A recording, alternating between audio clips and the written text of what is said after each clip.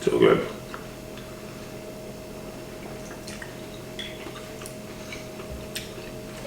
Make another one.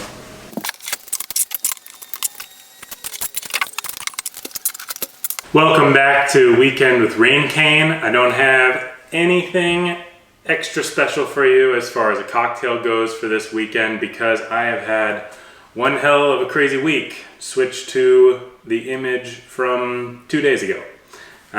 So there you can see today we're having a drink for the fallen soldiers.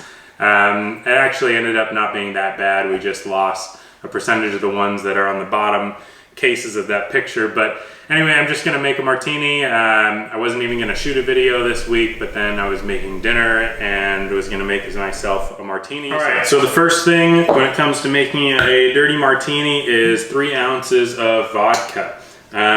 Shout out to one of our great customers, Pearson, who sent me an email this past week or past weekend, and he was saying that he makes a pineapple martini with 6 ounces of vodka.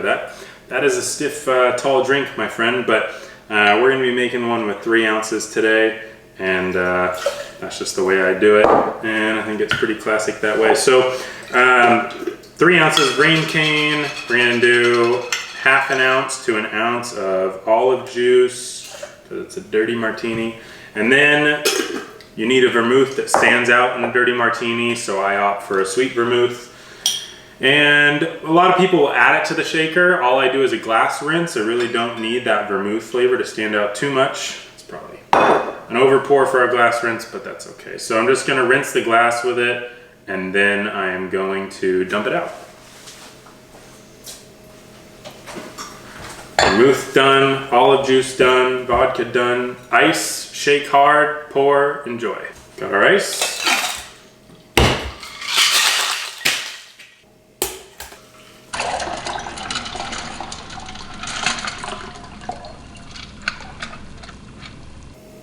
And there's our 3 olive garnish. Cheers, I hope you guys enjoy your weekend, and I hope you guys enjoy your Reigncane cocktails.